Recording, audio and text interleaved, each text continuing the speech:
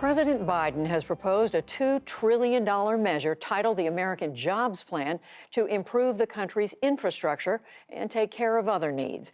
As negotiations on that get underway in Washington, I'm joined by a senator who is deeply involved.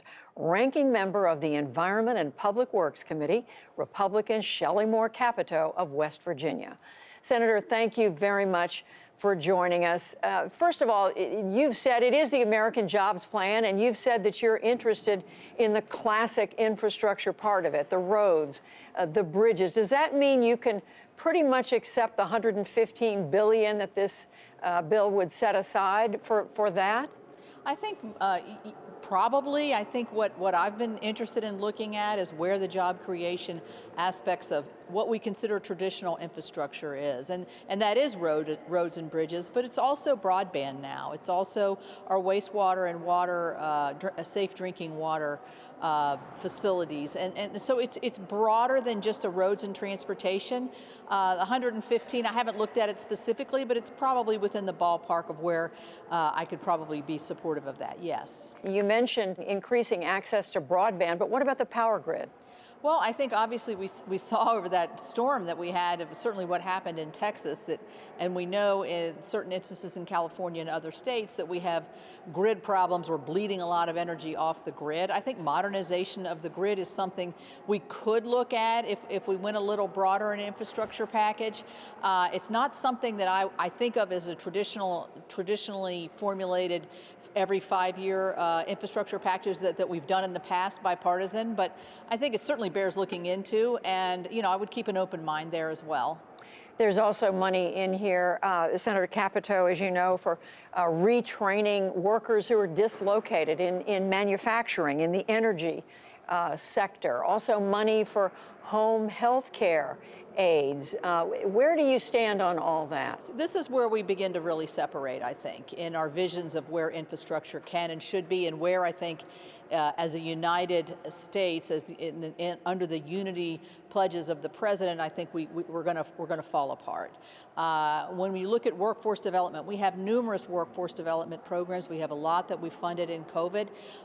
Let's deal with those where they should properly be dealt with under labor and other kinds of appropriations. The same thing with home health care. Yeah, I'm a great believer in home health care, but that's not part of what I consider traditional job-creating infrastructure packages, where we're modernizing, moving people, moving goods, and really modernizing our economy.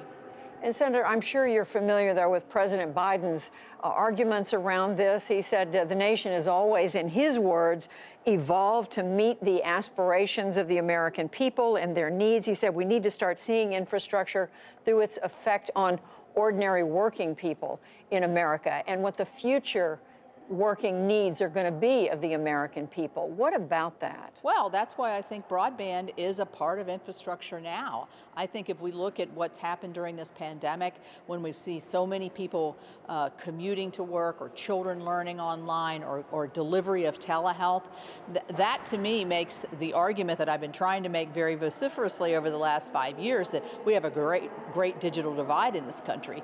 That to me is an infrastructure gap that needs to be closed. And so I think that we have some identities on this. He talks about some high-speed rail projects. Those are things I think that's well worth looking into. But let's not go away from where we were able to really, I think, do the job creation, boost the economy, and get a lot of people back to work at the same time, and then have our modernization of our airports, our waterways, more broadband. These are where I think our core functions should be focused at the moment.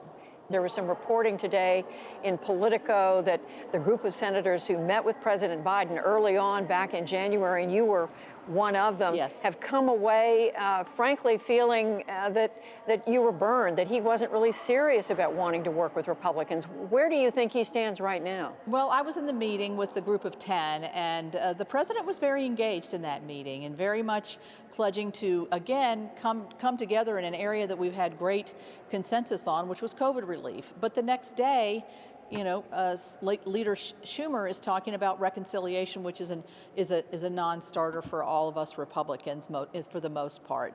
So we did feel, I wouldn't say burned, I think lessons learned here. So I think you see a little bit of tiptoeing on our part in terms of how aggressive is the White House actually going to negotiate? And I always thought when you negotiate, you come from two different positions and both people move. That didn't happen. We moved as a group of Republicans. The president never moved and basically left us in the dust. Let me just finally ask you about how to pay for this, because as you know, the president is saying, let's bring the corporate tax rate back up. President Trump lowered it from 35 to 21%. President Biden is saying, let's get it back up higher. Would you be willing to see any increase in the corporate rate? We know corporations earn something like $2 trillion over the last year. I voted for the Tax Cut and Jobs Act in 2017, and we got much of the desired results during those years before the pandemic. We had more people in West Virginia working, higher wages, more minorities, more women, younger people working. And so we were on a trajectory, I think, of really fully realizing the effects of those tax cuts. We had over $1 trillion come back into this country that was repatriated because of the lowering of the corporate rate. So I don't want to see us go back to raising taxes to where we're going to stagnate possibly the progress that we've made. But the big question is, how do you pay for it? We know the gas tax is a declining resource. So let's look at things like vehicle miles traveled, or ways that electric vehicles would pay their fair share for the use of the roads. And so I think we're going to have to get creative here, and I think we can.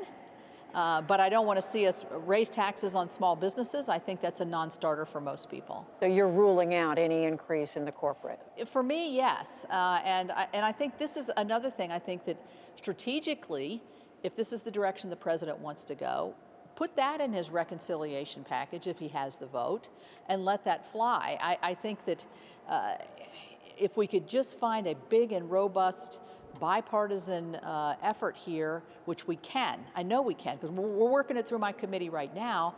I think it'll give the American people the confidence that it's not broken there. They're on their way to working together like we know they can do. Senator Shelley Moore Capito, Republican of West Virginia. Senator, thank you very much. All right, thank you, Judy.